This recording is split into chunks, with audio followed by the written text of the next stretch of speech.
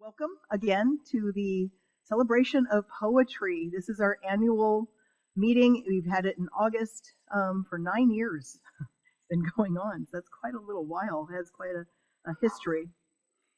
An anthology update. God bless you. We're in the reading phase of the anthology at this point. The deadline for submissions have passed. However, a wait list has been started in the event that some submissions are not accepted or on theme or for whatever reason. We will go to our wait list. So if you've been working on a story or had an idea and thought, oh, darn it, I missed the deadline, you can go ahead and submit it, and it'll be put on a wait list. And once the readers are completed with the entries that did meet the deadline, at that point, they'll go to the wait list if we have more room in the anthology. If you want more information on that, email the Guild or contact one of the board members. Kevin is the one handling submissions, the vice president, and so he'd be the one that would get your submission. And it is I think it's is it Kevin, is it dvsubmissions@gmail.com? What's the address? It's DVWG submissions@gmail.com, and there has been a couple of submissions for the waitlist already. So send them in. Excellent. Our goal is to get as many of our members published in this anthology as possible. So, again, there's a deadline, but if we can squeeze in a few more, we will. So let us know if you have something you're working on. Kevin, website. Well, I've been really busy, but the website, there's been a couple of changes that I've had to make. Turns out the idea that I had about allocating people's books to their profile pages, that was actually a glitch in Wix, and they fixed it, so I can no longer do that. So I've been kind of developing another system using what they call the managed writer's profile. So more or less, I have to manually make everybody's member profile pages, which it's a little more work, like an extra couple of minutes, but it's not. It just changes my profile or my procedure and the way I do things. But that was one of my reasons for delaying the last couple of members that joined. Colonel Max, for instance, it took me almost a week to get his books on there because I had to figure out a new process. So all of his books are on there, and I think there was another new release just recently from Kathleen Osborne. So by all means, go out and check the member books page. And if you have any books that are not listed on the page, send them to me or announce them in the forum, and I'll get them on the site. Excellent. Kevin, you are doing an amazing job. I'd like to give him a round of applause, please, everybody. I find it funny that when they fixed a glitch in their programming, it caused you more work. That's not how it's supposed to work. Shout outs, Lynette. How are we doing on shout outs? Well, we're doing really good, Michelle. Good morning, everybody. If you have something you want to celebrate in your writing world, send it to us for the shout outs, whether that's a book launch or a new publication or just something exciting that's happening. Maybe you have a podcast or a Substack or something like that, a blog post about writing. Let us know so we can share it with our whole mailing list. Okay. And she does a great job with that too. I want to give her a round of applause too. This organization would not run without the volunteers that we have in place, and Lynette and Kevin and Jessica and Sophia. They're just amazing at what they do. Kidlit, Critique and Accountability Group. It's Lynette again. Yeah. Hey, everybody. Our Kidlit group is still meeting once a month. Our next one will be Monday, this coming Monday on the 19th at 4 p.m. Pacific Daylight. It is a Zoom meeting, and it's there to encourage all our Kidlit authors. So if you're a member, and you're writing Kidlit, bring some pages or just come and use that as a chance to be accountable. Maybe you're a little stuck, you want to run some stuff by people, bring it. And if you are writing Kidlit and you're not a member, what a great reason to join. So hope to see you guys on Monday, the 19th at 4. And if you're not already on that email list, just send an email to the Guild and we'll get you added. Thanks, Lynette. And Kidlit and the shout outs and the member book page, those are all benefits of membership. Participating at the Guild meetings is for everybody. You don't have to be a paid member, but if you do want to enjoy the benefits, the extra benefits, it's $25 a year, so it doesn't break the bank. NaNoWriMo Challengers, Lynette again. This is going to be the Lynette show today. Oh, no. Every year we try to have a accountability and an encouragement group for those who are participating in NaNoWriMo, which is the National Novel Writing Month, which always happens in November. So if you are going to participate in Nano this year, we will be sending out a little email about getting that organized and stuff. So be watching for that email coming soon. Not quite yet, but put it on your calendar, put it on your radar screen. Thank you, Lynette. Now we'll actually switch to a different voice. Jessica is going to talk about our call for volunteers. Yeah, you guys are going to get sick of hearing me say this. All right. If you see what we do here in the library, you see all those cool wires and electronics back there, and you're thinking, my God, I want to be a part of that. This is your opportunity to become a part of that. Our hybrid system team is, of course, always calling for volunteers. If you want to help learn how to run it, build it, and perhaps one day do it without us, come talk to either Liam or myself in the back after the meeting. We show up early at about 8 a.m. every Saturday of the meetings, and we set up to make these meetings possible. Once again, this is only for local people. Sorry, Lynette, I know how much you really want to do it, but you're too far away. So if you want to come help and make these meetings possible so that we can connect with people all over the country and all over the world, please come talk to us. We'll teach you how to set it up. You get to sit back there in the back and have a little thing in your ear and all that. So it's a lot of fun. So if you want to do that, please come see us after the meeting. Now, I do have one more thing. You don't have to announce me. It's okay. My personal favorite meeting is coming up. It is the October prose reading. And I know it's 2 months away. But I need to announce it early because submissions are open 6 weeks before the meeting because it's a lot more involved than poetry, so I need more time to read through your submissions and talk with you and all of that. So please be on the lookout for the email stating that submissions are open.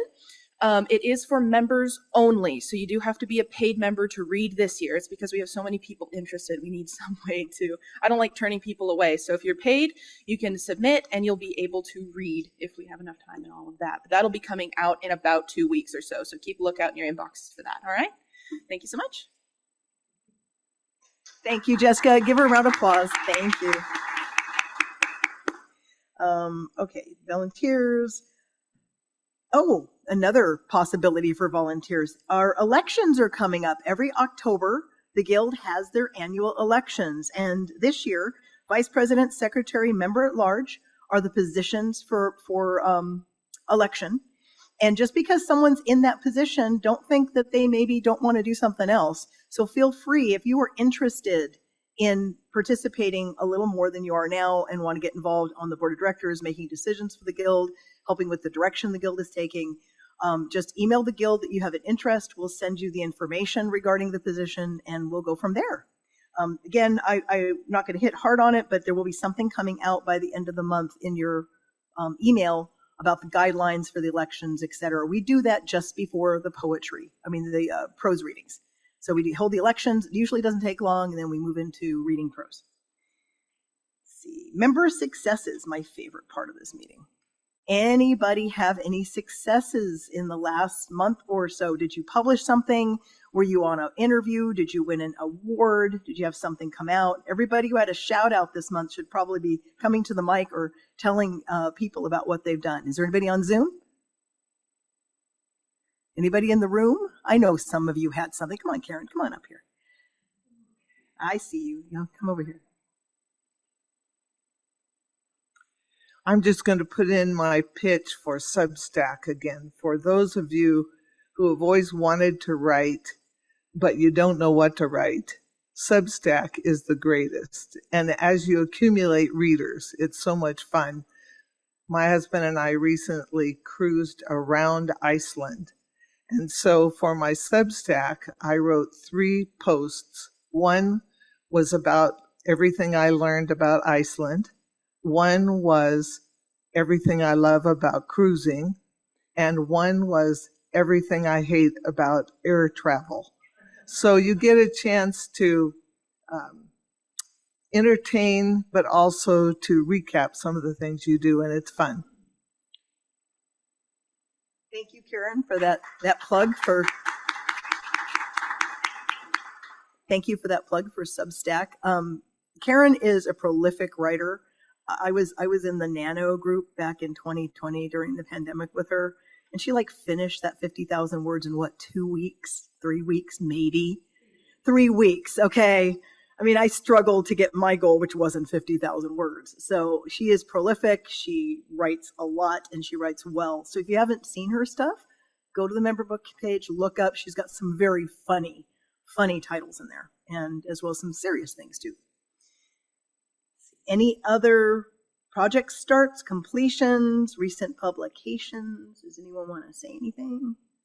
Nobody? Okay, well, tomorrow is the Temecula Valley Writers and Illustrators meeting in Temecula, and they are we're partnering with them, just like we kind of do with California Writers Club over in Ontario. I think that's where they're at. In that we all try to help each other. We're not in competition. We all do things a little bit differently. Their meeting is a live meeting without any Zoom. So unfortunately, if you have to actually get up, get dressed, and go there. I'm on the panel tomorrow. They're doing a resources panel of some sort, and I guess I'm on it. I'm going to be speaking about building community. So it's 11 o'clock at the City Hall. It's a good meeting. It is dynamic. It is not just writers. It's also artists. So it has a completely different dynamic. They're not quite so focused on nuts and bolts like we are. It's more of just hey, let's all get together and see if we have something in common and, write. And it's a really good group. So if you have nothing to do tomorrow, 11 o'clock, City Hall, park in the parking structure, and it's only about 100-foot walk to their entrance. And that's it on that. That was my announcement of I guess a project start, and that's what I have to do at PowerPoint tonight. Anybody have anything? Anything else? Okay, well then we're gonna launch right into the meat of what we're here for today, which is poetry. So once again, I am handing this over to Lynette. Okay. Well, good morning again, everybody. This is our 9th annual poetry meeting. And what I'd like to do is we have a lineup of poets, but I'd also like it to be interactive in a way. If the poets and the readers today will share a little bit about the poem, maybe why you wrote it. If you didn't write it, why you like it, why you picked that to share. And then after the reading, if anybody has a little bit of feedback on how that made them move, how that poem moved you, or, just some thoughts about it, we can do that too. I think we only have 2 readers on Zoom. Liam, if that helps, me being one of them. And then Hap, I believe you said you had a couple poems. So I'm going to stick you at the end because I kind of have the reading list already ready to go. And I'm going to look at that really quick. So I'm going to go first. And then Abigail, is she in the room? If you could just raise your hand, maybe I can see you on. Okay, great. She's Abigail, you'll be up after me. Okay. So one of the things, when I really got started in my writer journey was 2nd grade. Miss Batista used to make us cut out pictures out of the magazine and then write something about it. And then in 3rd grade, sister, I can't remember her name, but parochial school, let's memorize a poem. And today, I still have lines of in my head. So I'm not going to recite it from, I am going to read that for you. Started. It is called Sea Fever, and it's by John Masefield. Here we go. I must go down to the seas again, to the lonely sea in the sky, and all I ask is a tall ship and a star to steer her by, and the wheels kick and the wind's song and the white sails shaking, and a gray mist on the sea's face and a gray dawn breaking. I must go down to the seas again, for the call of the running tide is a wild call and a clear call that may not be denied.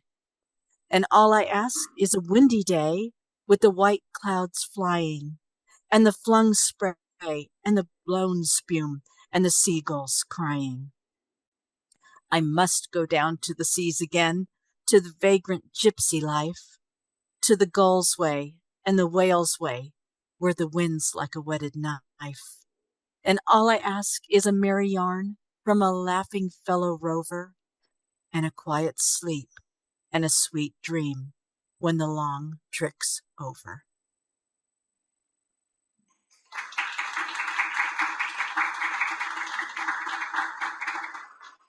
Okay, thank you. I think one of the funnest things about being a third grader is not having any idea what a whetted knife was.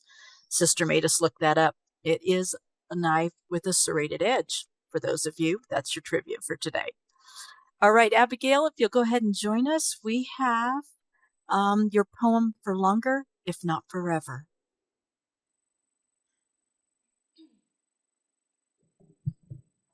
That's right. Thank you, Lynette.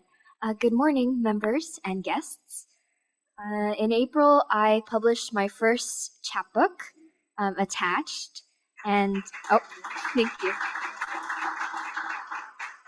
And today I'll be reading For Longer, If Not Forever, a poem I wrote exactly 2 years ago.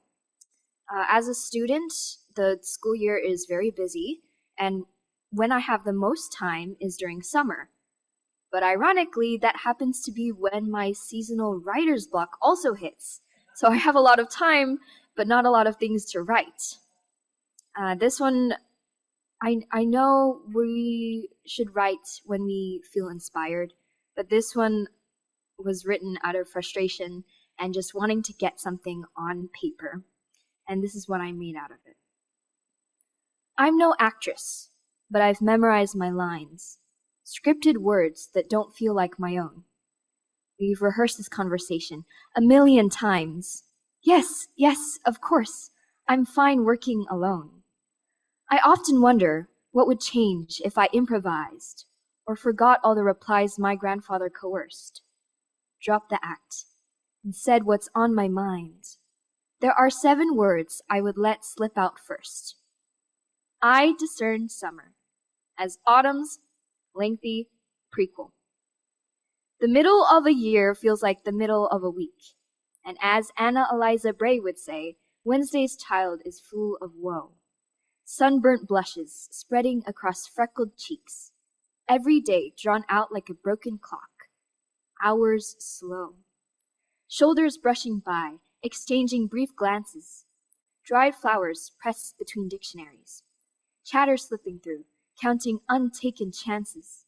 Tension, suspended in the air like apostrophes. Vivaldi's 4 seasons keeping me composed. Seizing stolen breaths at each opportune comma. Waltzing through life, lips parted, eyes closed. For I'd rather ignore than enroll in the drama. I'd rather be a mystery than an open book. I'd rather be the tricky puzzle than the clue. I'd rather be a brilliant mind than a pretty look, and I'd rather seem well-loved than brand new. I'd rather be a calculated whisper than a shout. I'd rather be the riveting journey than the view, because birthday candles are only lit to be blown out. And I've had 17 wishes, but they've yet to come true. So let's hold a funeral for what we never were. Let's mourn the ghost of what we could have been, in hopes of reincarnating as loose change cast in wishing fountains, or the carefree butterflies on my shower curtains. There are 7 words that would sum up my requiem. Stay for longer, if not forever, autumn. I'm done waiting for my time to begin with back when, tracing the silhouettes of what we could have said, for as nature starts to settle, old souls begin to thrive. And yes, maybe some dreams are better left dead, but that does not give nightmares the right to be alive. Thank you.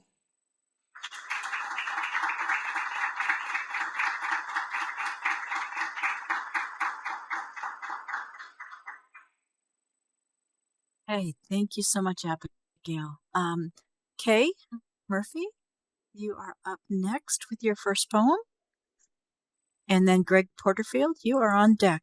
I'll throw a little baseball terminology in here for you guys. Good morning, everyone. If you may have heard me speak before about our subconscious, how our subconscious often tries to veer us off track when we want to write in a very subtle way, and sort of undermines our creativity as a way of protecting us, as a way of keeping us safe. And of course, then we can turn that around to using subconscious, excuse me, as superhero to kind of channel that. I was thinking about all this and how often I ignore my muse when I wrote this poem, and the title is Poetry Express. My muse arrives at dawn, galloping in, waving a satchel full of ideas, insistently, urgently, clamoring. Take these, take these. I'll switch my mic up. Thank you. I try to choose one or two, but I'm hungry, and the dog needs walking, and the garden tending. I sense more than see her frown of resignation as she slowly rebuckles the bag. Near dusk, I finally turn to look for her, but she has wandered off, and I am left to hope for her return again tomorrow.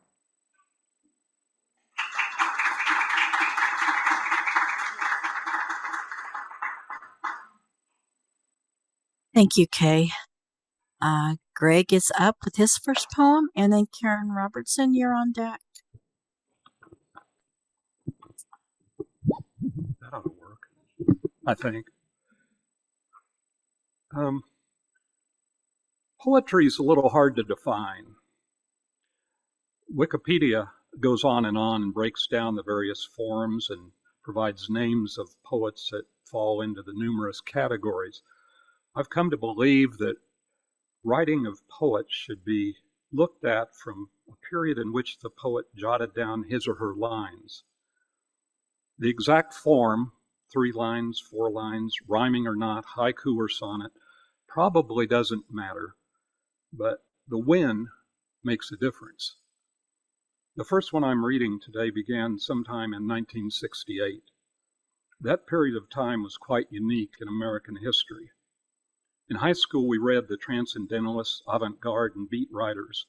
At that time, the Vietnam War, various protest movements, the political environment, experiments in all manner of social norms all played a part. It was a turbulent and confusing time. The next poem should be viewed from that context.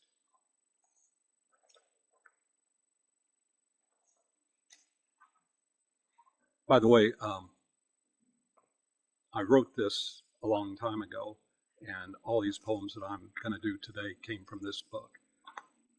With a little bit of revision, you might notice it's don't fear the rewrite, because as writers, it seems like we're always rewriting.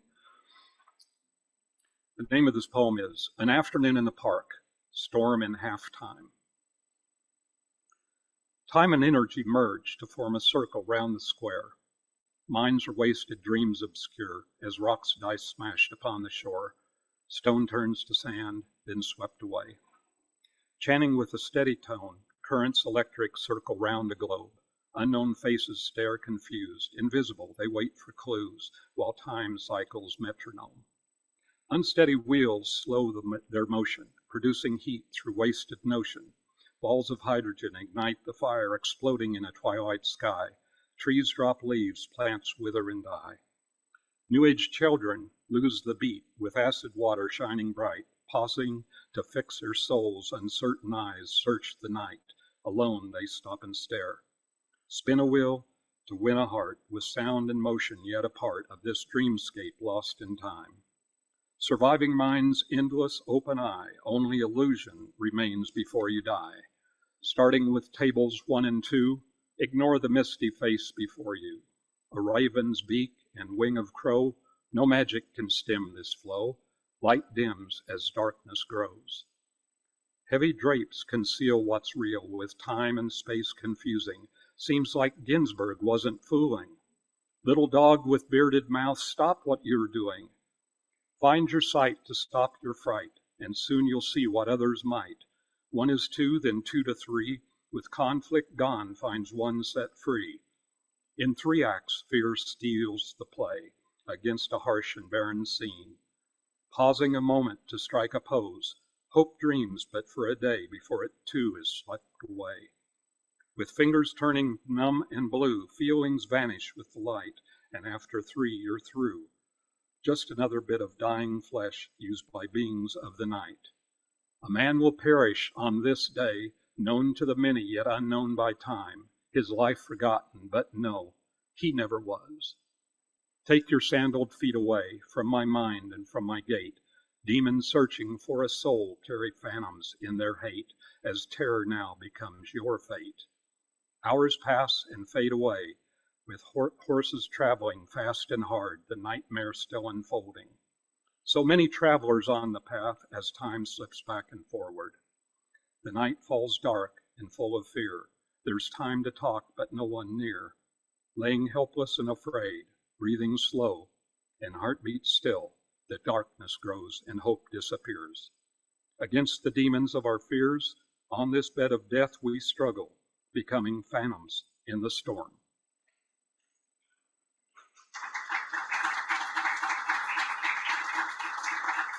Thank you. Thank you, Greg. Okay, next up, Karen Robertson. Okay, then.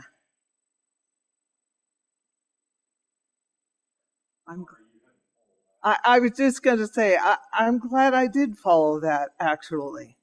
You'll see why. The name of my poem is Poetry and What I Think About It. When I'm asked to write a poem, I don't know where to start. Real poets are so flamboyant. Mine is from the heart. I just think what might be fun, and words just start to flow. I write them down carefully, and then what do you know?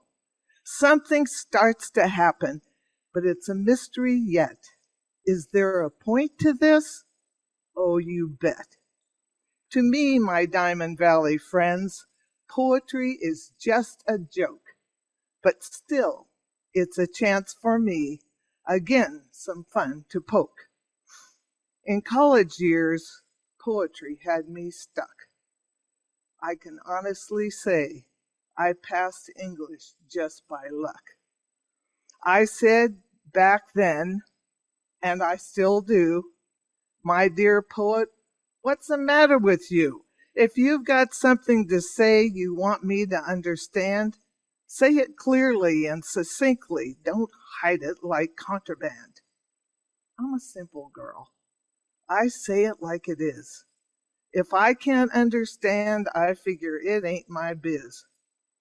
But I'll never quit having fun with a rhyme. I'll never say no to a chance at stage time. You might not call mine poetry, but I say, so what? I'm finished now, and I'll just go sit on my chair.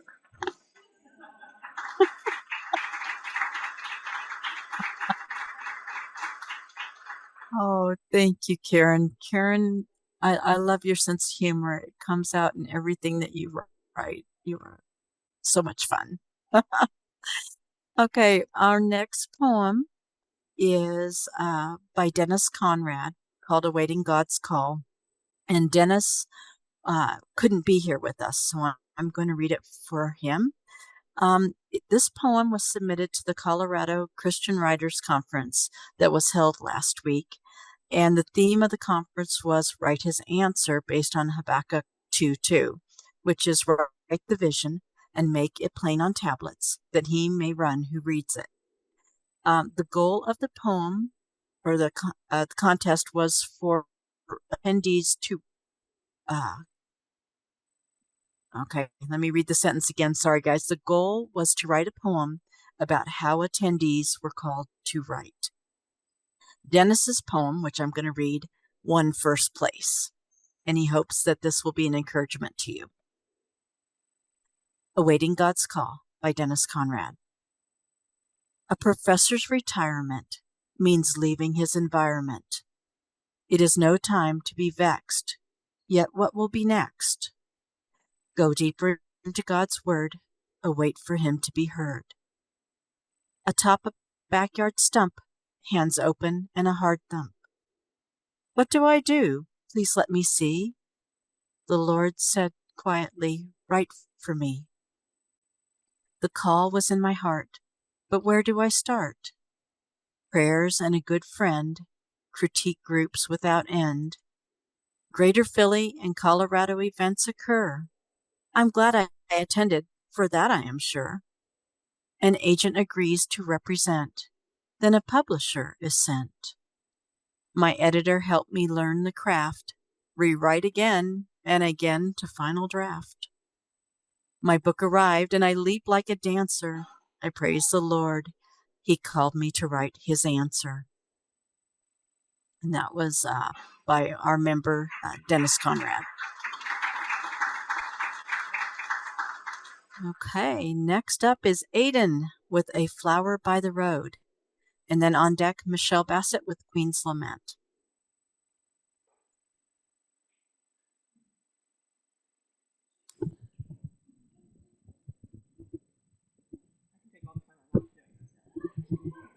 Thank you, Jessica. Good morning. So a bit ago, I played a short choose-your-own-adventure game, and the message of the game was about how life is about the little moments. That message really struck a chord with me, and I found myself thinking about that. And I thought about how usually those moments are relatively simple, and in terms of accomplishments, they don't have much longevity in life. And yet it's those exact moments that we often cherish the most. This poem is about that. It's called A Flower by the Road. The sun sets on the far horizon, casting my shadow in an orange glow along the cracked road. Cars occasionally whiz past in a blur, all different sizes and colors meshing together in my memory. Behind me is an open stretch of land, empty as far as anyone's eyes can see. Occasionally, a small breeze will sway me back and forth. I like to pretend it's a dance, as if it's to inaudible music. My bloomed petals rhythmically in time with my leaves at a methodical pace.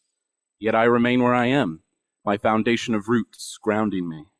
I will spend my entire lifespan exactly where I am, doing exactly the same thing. And when one human looks out the window of one of those cars passing by and sees me dancing in the wind for just a split second, they won't be able to tell, but I'll be smiling.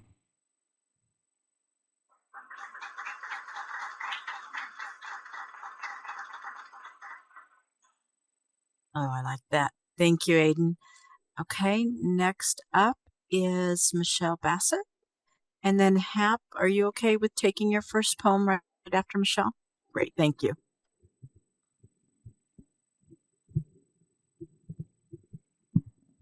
Thank you. I'm short. They always have to lower it for me. Does that sound okay? They looked at me. Both engineers looked at me when I started talking, so I knew it wasn't probably right. So I want to preface the reading of this poem with the statement that I do not write poetry. I don't. And I didn't write this because I don't write poetry. However, when I saw that part of the criteria was reading a poem from one of your favorite poets, my favorite poet is somebody nobody in this room probably has ever heard of. Maybe a couple of you have in passing from my lips. And it is a friend of mine. She's a wonderful poet. And most of these two poems I'm going to be reading today are from over 30 years ago. And she wrote them for me to perform, which I used to do as dramatic readings, poetic monologues, that sort of thing, in full costume in competitions. So I pulled these out because they're very near and dear to my heart. She'll probably watch this video. She lives up in Viejo, used to live here. In fact, her ancestral home is at the bottom of Diamond Valley Lake. They had a farm there prior to the dam being built. So she has deep roots here in the Hemet-San Jacinto Valley, multi-generational, and is now relocated to wine country, which I envy. So this piece is called Queen's Lament. It is a poetic monologue written by the Baroness Elaine de Beaumont of Glastonbury. That is her SCA historical reenactment group name. Her real name is Nancy Carter. And it's called Queen's Lament. It's part of a collection of 4 poems written inspired by Sir Thomas Malory's 1469 epic Les Morts d'Arthur. Drawing upon the French legends of the Arthurian court, Lady Elaine utilizes a traditional ballad-style rhythm scheme to create a poignant look into the mind and heart of a young Queen Guinevere tragically torn between honor and love. Mary, Queen on heaven's throne, be near to me today. Soon we'll start this hateful war, and I've nothing left to pray. What demon tore my life apart? Am I the one to blame? I need to know how it went wrong. Will all Britain curse my name? A curse upon cruel God above, who brought my love to me. I see his face both night and day. Have mercy, set me free. From visions of his holy brow, his soulful eyes so bright, his voice so kind and gentle, his body strong with might. I hate him when he carries my favor in the list, for no one may match his prowess with sword or with a kiss. The communion of his fair embrace, it guides me into sin. Tenfold the fire that burns me now. I know in hell I'll win. Oh, champion from Holy Lake, dearest in my husband's heart, had you come when I, a maid, from you I'd never part. But now it's treachery to be so true, to be everything I need. Please make me hate you heart and soul, for to love you is to grieve. Curses on my lord and liege, please shield me from banned son. I would not be so deep in grief if my heart you had but won. How can I scorn your hero's heart? Your greatness is foretold. Can roses bloom in an oak tree's arms? Your shadow is so cold. I try to be equal, but in my greatest duty fail. No honor for a barren queen as she feels her beauty pale. Yet would you send me far away, let history forget my name. You brought to me your bastard son to live with me in shame.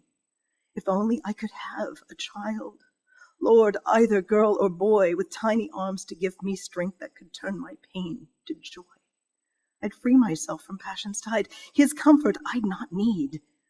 But never to that dream I'll wake, so hope breaks like a reed.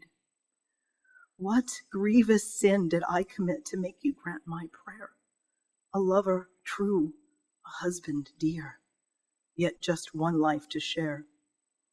As day burn o'er Salisbury field, I wait for news in fear, and most of all, in battle's hour, a curse on Guinevere.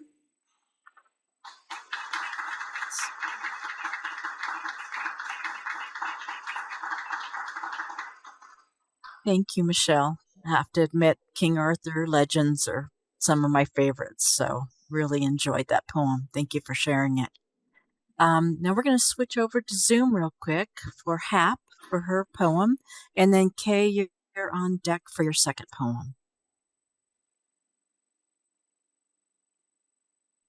And Hap, we need you to unmute because we can't hear you right now. Go. There we go. Thank you. There we go. You bet.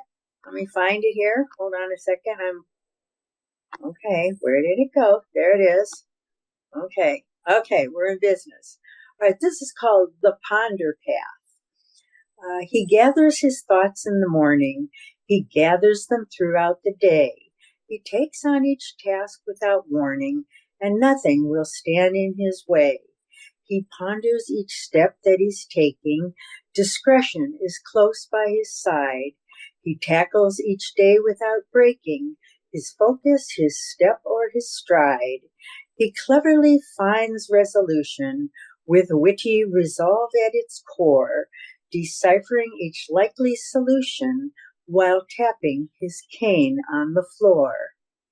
He gathers his thoughts in the morning.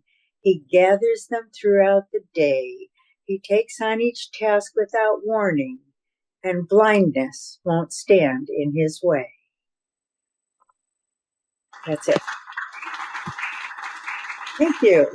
Oh, very nice, Hap. Thank you. So Thank much. you very much. That was about my dad. Okay. Oh, wonderful. Thank you. you. Let me mute. Okay, good. Okay. And then Kay, you're up with your second poem, and then Greg, you're on deck.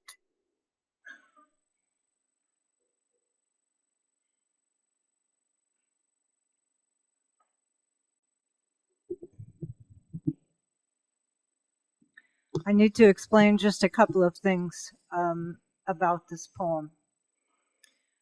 First of all, if you're as old as I am, and most of you are not, when I was a small child, swings on playgrounds were made of just the leather seat, which was just a bent piece of leather, and then they were suspended by chains. And I'm sure they're much safer now, but that's what I remember. And in some of the really older playgrounds, you might still find swings on a swing set that are like this, that are suspended by chains. And even saying that, I can hear it. I can hear that sound that they made in my head. Also, I need to explain what selective mutism is if you're unfamiliar with the term. Usually it refers to children, but it can occur in older people as well, teenagers and into young adulthood. It is a case in which anxiety in the person causes them to generally not speak to other people.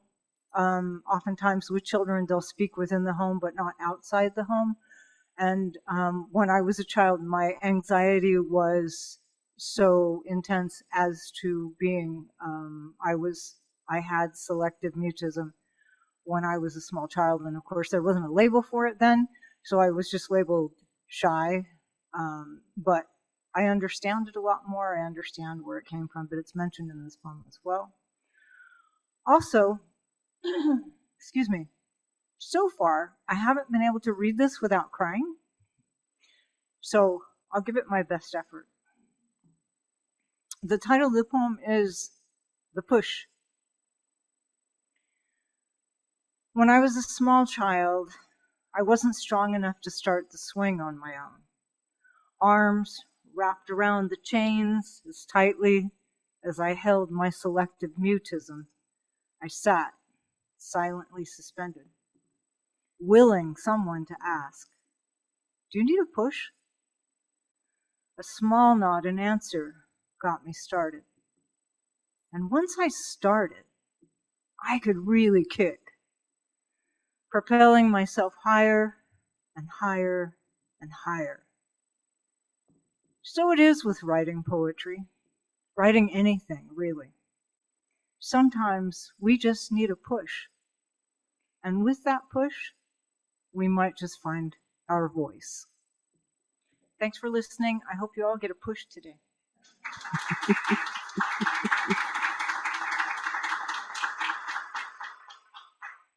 Thank you, Kay. I can remember those swings because I'm probably just as old as you. And they were hard to get started. You had to do a running start a lot of times. So I love this. I hope that these poems are everybody's running start. Next up, we have Greg. And then after Greg, we have Aiden. Okay.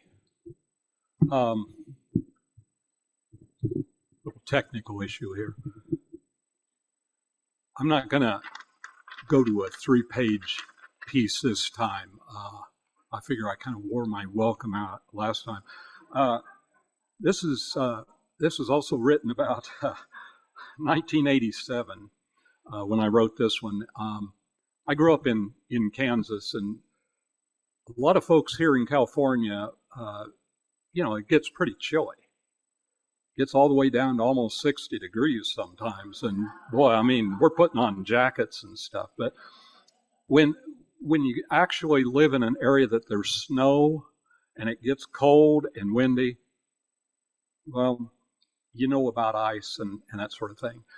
I think, because I really don't remember a whole lot, but I think I was writing this at a time during a winter when I was either involved or trying to get involved with a woman that I went to school with. I have no idea who or if it was worth it or whatever.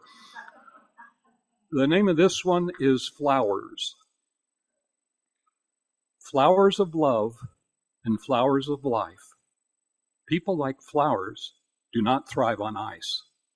Kindness and care, the sun in the air, a bird on the wing, the soft kiss of spring, bring flowers to bloom beneath a full moon.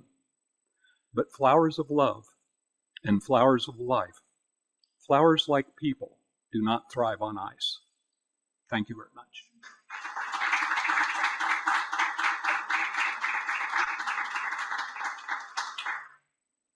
Thank you, Greg. That's one of the things moving to Montana we've had to learn to deal with is ice. Aiden, you're up, and Michelle, you're on deck.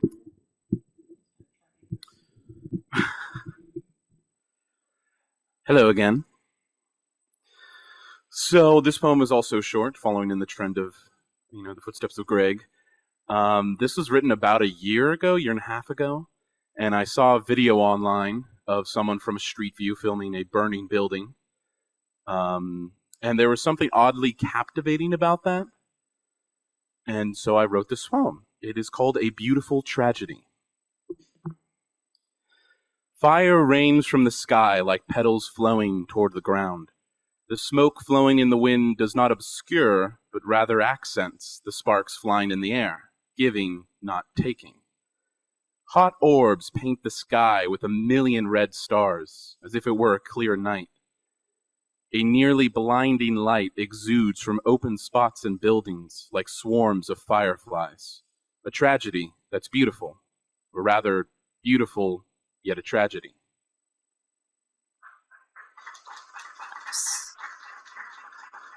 Thank you, Aiden. I love the visual picture you gave us. I could see a lot of those things as you were speaking. Michelle, you're up with Gypsy Games, and Karen, you're on deck. Okay.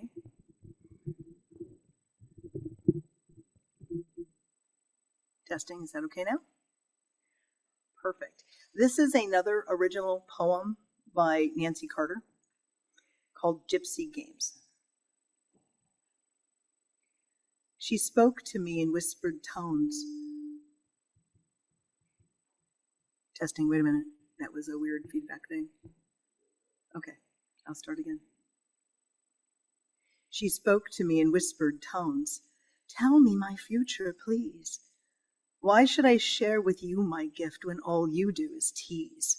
I turned my back on my sister's face. She stopped and called my name. It's just that you act so serious when we play the gypsy game.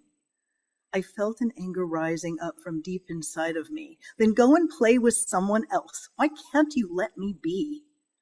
But gypsies should be merry, dance in silk and gold. She spun round in a graceful twirl. Her beauty left me cold. Do not tell me how they are. You've not been to the glen, or have you found some courage? You said they were sin. She turned on me her piercing pout. That's a gift I wish I had, to gain the depths of my desires by only looking sad. Her voice grew even softer still. No game was this to be. There's something that I need to know. He asked to marry me. She thrust at me her tender palm. I tried to hide my frown. I took her hand and stretched it out. We settled to the ground. I followed every crease and line. Each journey I did take. I heard their every whispering. A decision I did make. One last time I stroked her hand, then spoke out clear and true. I see him nowhere in your days. He was not meant for you.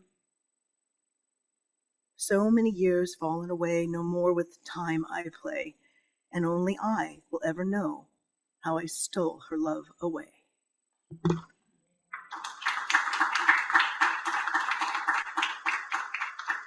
Wow. Nice little wicked twist there at the end. Very nice. Okay, Karen, and then Hap, be our last reader, unless anyone in the room, any other members brought anything along. There you go. I was glad to hear that I wasn't the only one that was stuck on iambic pentameter. Michelle and Hap also used that. And the fact of the matter is, I call myself a rhymester because Webster's dictionary calls a rhymester a writer of poor verse, and that's me. But I wanted to prove to you that I actually could do better than that. So, yesterday, while I was having my car repaired, I decided that I would write a haiku poem. For those who are uncertain, a haiku poem has 5 syllables in the first line, 7 in the second, and 5 in the third. So I actually had to think a little bit about what I was going to write. And this is my haiku poem titled, Me and My Car. 45 minutes, that is what the man told me, from start to finish. And so I waited, comparing my car and me, how alike we are. They both need upkeep, regular checkups a must, car wash and showers. We like to go fast, passing cars and trucks that lag, mindful of the law. When I'm in a mess, reverse serves me well at times, or even neutral. It's an awful thought. I may have valves to replace, hoses that get plugged. Our exhaust system can be quite funny at times, backfire or a fart. But today, my car is being fixed, but not me. Still have a slow leak.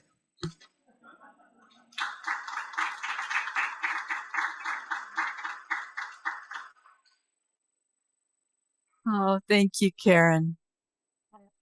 All right, Hap, you'll be our last reader, I believe. Michelle, if you can check and see if there are any other members in the room that have any poetry to share, I'd appreciate it.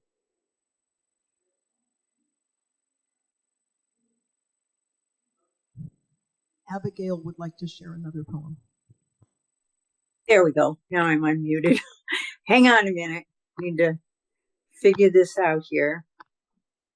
Okay, come on. Where did you go? There it is. All right. Can you hear me okay? Okay, Karen, you and I think an awful lot alike. So I'm going to switch over and read this one instead. It's called The Used Car. It looked like a deal with tinted windshield and windows that actually worked. A rebuilt transmission and brand new ignition. It appears that there aren't any quirks. The state-of-the-art sound system is smart. The AC, it works like a charm. The heater does too. It runs like brand new. There's certainly no cause for alarm. The seats are quite clever. The trip of a lever moves them both forward and back. Once seated inside, the whole thing just glides. It seems there is nothing it lacks. With space like a pickup and never a hiccup, all the way to the garage. With seats that are heated, no accessories needed. You'd think you just had a massage. The engine is clean, the motor does gleam. The oil, it seems, is quite pure. Not a speckle of rust underneath, that's a must. This car has been pampered for sure. Then with some reserve, he threw me a curve and pointed to something above. The mechanic was certain I just might be hurtin' as oil dripped onto his glove. He had no disdain, but they'd skipped the rear main. He said with a frown on his face, "If this car you must buy, the price is too high. Here's the blue book, now go state your case." I fared fairly well, so this story I tell, when looking to buy a used car. If a treasure you find, take a sure state of mind, or your pleasure won't go very far.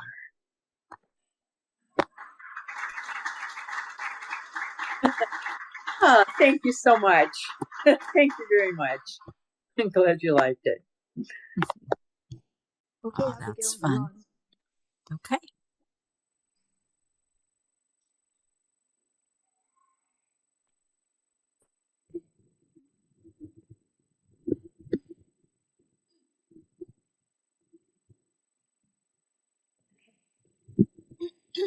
The cold is triggering my cough, so please bear with me.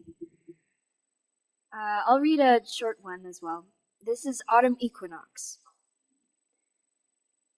I let the sunlight touch what it can, reaching for the bridge of my nose, the creases of my skin, the crevice in my collarbones. I've stopped hiding from the light. I mind not the burn, I mind not the hurt. I take it over forgetting how to feel. When I call you the moon to my sun, I do not say it lightly. Planetary gravity weighing down on me. The very orbit of the universe is our enemy. Time keeps us apart. It's all I have when you're away. I'm alone in the sky. Tell me how to survive the day. You're fast asleep across the country while I'm awake. What a dreadful thing to be without you. Thank you.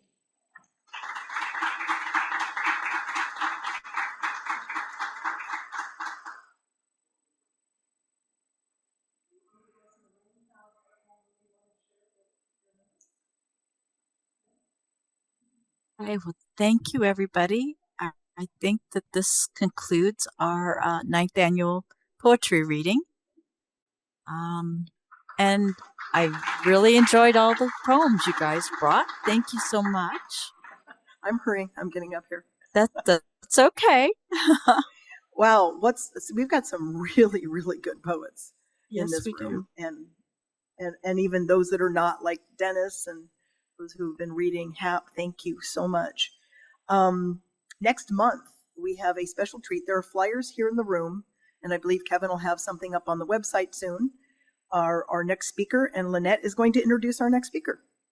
Okay. Well, thank you, Michelle. Our next speaker is Deanne Mills. She is a best-selling author. She has won 2 Christie Awards, Golden Scroll Awards, quite a few different. I'm not going to go through her whole list. She has a big, long pedigree of writing. She is going to be talking about exploring the art of character. And I hope you guys will all come and tell your friends, because in this workshop, she's going to have hands-on exercises. She's going to have handouts. She's going to be talking about the fact that the purpose of a story is for the reader to hook arms with the character and walk together through the adventure. So we're really excited about having her, and I look forward to you guys joining us next month and learning more about developing good characters in your stories.